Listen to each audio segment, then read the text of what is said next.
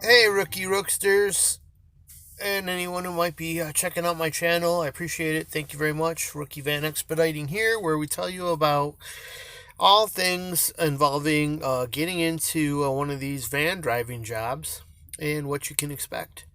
The truth, the unbiased truth.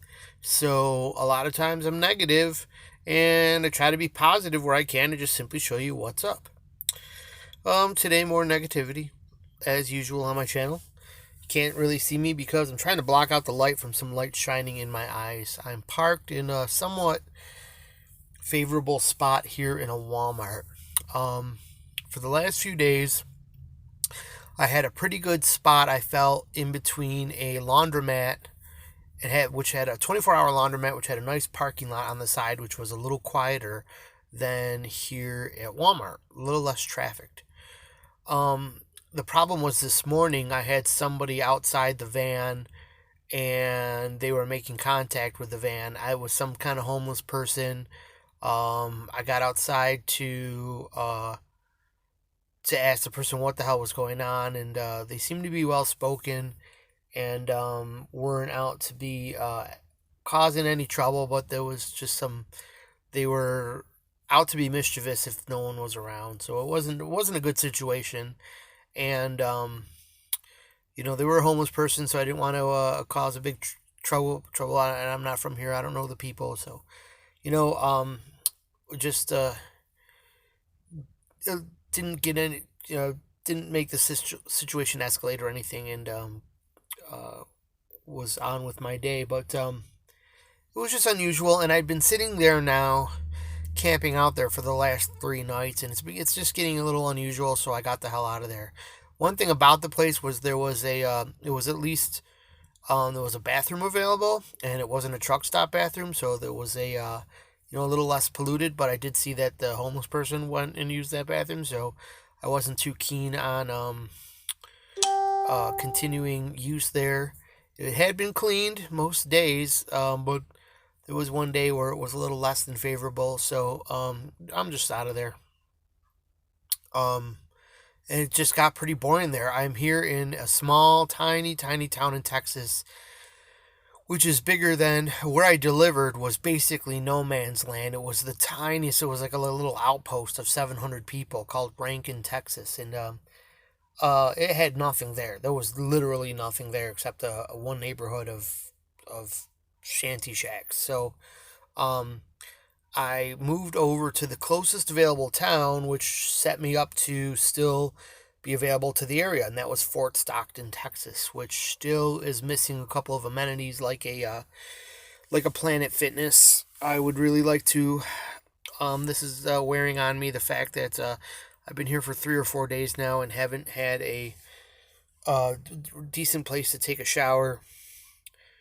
Um, that's definitely so. This is like definitely wearing on me. You got to get used to times like this that are not favorable. Here was the good news. Nice temperatures. I've been dealing with some sitting in Iowa, sitting in Minneapolis with zero frigid temperatures. And when it gets down to the digits, single digits overnight, even the teens, you can't really keep the van heated up overnight. Even with the heater blasting, and you go through $4 or $5, $6 of diesel fuel overnight. So here, it gets cold at night, but it's bearable. It's like down into the 30s, and some nights I haven't even needed to turn the heater on. It just kind of dealt with it under the covers, and I was fine. Because I don't mind it pretty cool when I sleep. I can't sleep when it's too hot, so that wasn't too bad. And then during the day, the temperatures are nice, and the view here is like incredible. I love the mountains. I love mountains, and I love when there's mountains in the distance. And from when I traveled here out in the 1990s, I've always known that this part of the. I always like to come out west because it's one of my favorite places. Like New Mexico is like my favorite landscape. It's so cool out here. So I'm in very, and I've driven at least like one thing I've gotten to do. The good thing about these 3 or 4 days that I've been kind of plopped out here is that I've been able to drive around.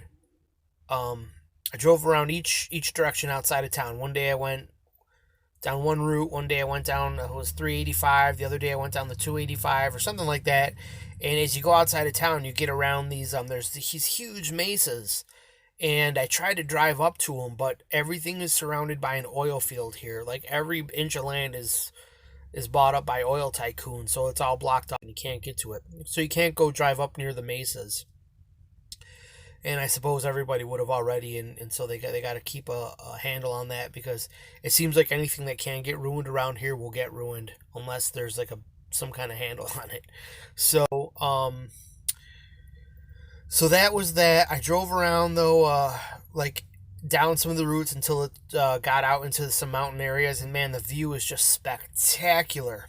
I did want to go to Big Bend Park one day, but I found out it's $25 to get in there. So plus the gas, it's a little bit out of what I want to spend, especially since I'm really not making any money right now, and I'm spending money with bills that you incur through your daily life. Like my daily life costs me about $20 a day in bills that I've got to make, and if I don't make it, then I have to make it the next day, and if I don't make it that day, then I need to make $40, then I need to make 60, then I need to make 80. So, anyways, I wanted to go to Big Bend Park and I didn't, but that's okay. The weather's been nice, and but I've been here like thinking would get out of here. I had a nice talk with dispatch today, and so no complaints about. I mean, they took some time to school me on what was going on, what they were trying to do. Apologized. So I have no real big qualm with or vibe like oh, the dispatch is doing me wrong. They're not no, I don't think like that at all. They're trying their best for me, and they were even wondering why one person made the decision to bring me out here. But like I said, I'd rather, if I was going to sit for 4 days, I'd rather sit for like Christmas. If it was going to be dead, I'd rather sit where it was warm, so and picturesque. So I didn't mind that, but at this point they got to get me moving. And the only thing I didn't like was I don't celebrate the holidays. That's one reason I opted to stay out here and work. But at the same time, I mean, it's pretty obvious it's Christmas time. Every Merry Christmas is everywhere. And I just felt like it would have been nice to get some. I mean, you're not even getting a Christmas bonus, obviously. At least, if I was running, all I can think about is like this. What would I do if I was running a business? If I had guys, I would know this. Business is business all year long. You got to crack down. You got to make sure people are running. You got to crack the whip and keep people moving and keep people in line and all kinds of stuff. Employees are employees. But there may be a certain time of year to recharge people, and that's at the end of the year. If they made it through a whole year, it's a good time to recharge people and be like, hey, Merry Christmas. You guys did a great job. Thanks for this year. We're looking forward to next year. Here we go. And, just saying that really, I don't know, it helps me out. I would say it to my employees to help them out, to recharge them, to at least show them, hey, through all the times this year where we were just like, hey, you need to do this, you need to do that, so we're not taking any shit. You better get your ass in gear. For all those times, we did think you did a good job. Here you go. So, I mean, I didn't get nothing of that. Not anything at all. I just thought about people are at home celebrating their own Christmases while, under a tree, doing this, doing that, while they got guys sitting out here going, it's just like, wow, at least say, like, hey, have a Merry Christmas out there. Hey, we think you guys did a good job this year. Thanks for helping us out, whatever. And, on top of that, so that's like maybe the company's feeling a little removed from the drivers or whatever. But at least maybe, the owner of this van, there's middlemen in between me. There's someone who owns this van who leases with the company that dispatches me. That person wouldn't even say a word to me. I was flabbergasted. I thought, wow, I'm really just out here, someone that they gave the job to. I'm grateful that they gave me an opportunity, but I'm feeling kind of awkward. Like, wow, I thought like somebody was like hey, dude, hey, Marco, we're glad that you know, hey, you've been doing a good job. Hey, are you impressed? Are you not impressed? I mean, tell me something. To just ignore somebody makes you feel kind of awkward, but at the same time, they got busy lives and they're doing their thing and it slipped their mind and they've got 5, 10, 15 drivers out there. Maybe they thought they told everybody. I don't know, but I haven't really ever really felt any kind of acceptance other than like, I'll give you a chance, but you're not really our type, so we don't really think you're cool. Or I don't know. I've always kind of felt kind of like a little less than accepted. So I don't care. I'm all business, so I don't need friends here. I'll just do the job, but it does help to recharge people. It helps them have more energy to and more will to do a successful job for you. I know that. If I had employees, I would be willing to make sure that I was on top of that. But I can think this. I can also think that one thing I don't know from never really having owned a business or having employees. Well, something I do know but haven't experienced is that there's a big high turnaround rate, and people come across as your friend, get in the place, and next thing you know, they just one day they just return your equipment and say I'm out of here, and huff off all mad or something like that. So people are assholes. So um maybe they've dealt with a lot of jerk off employees and they don't have any time anymore to befriend people. They've already tried to be friends with people. It's turned out to be a losing proposition. Maybe there's a good reason not to be friends with employees because I don't know. And I'm not asking for a big friendship, just asking for at least some communication. Like, hey, it's Christmas time. Have a good Christmas. We know you're out there in the van. Um, we understand where you are out there, so we just hope you're having a good time out there. Cool, man. Thanks. So there's that. That's a little bit of as you can hear, from what I'm saying here, that was a little bit of a put off, but whatever. It is what it is. So just move on. The what else is there? So now, so instead of, so I'm not at there's a lot of, Fort Stockton happens to have a lot of people traveling through. There's a ton of campers here at this Walmart. So um, I'm parked in the midst of a row of people in big motorhomes and stuff. So it shouldn't really be a problem. It's not noisy with truck stop. There's some people driving around the parking lot, and everyone seems to have the big thing in this town is to either have a Dodge Charger or a Mustang or a giant truck with giant wheels, and none of them have mufflers, right? Or they all have that raw tough guy sound. So you got to deal with that. They tend to get around the parking lot, huffing and puffing up and down the lanes every once in a while, but then it's quiet. There's some huge bright lights shining in here, but there were some bright lights in the parking lot of the laundromat too. They had Wi-Fi there, but it didn't work all that great, so no big deal, no big sweat there. So here I am at the Wally World Mart. I guess worst come to worst, I can go in there and use the bathroom, but it's if I have to, and that's hopefully not something I have to do. It's not never been a super comfortable place I've found. So other than that, it's Fort Stockton. It's it's a weird small place. It's got a couple of amenities. Got a Sonic. It's got a couple of places to eat, but none of them got good reviews. Everything around town seems to have the same kind of quality of not quality of teenage workers that aren't doing a good job or whatever. And at least I went to the Sonic and it was reasonable. And I decided to go against after reading some reviews. I was going to go to the McFast food place today, and I'm glad I didn't. I'm glad I resisted.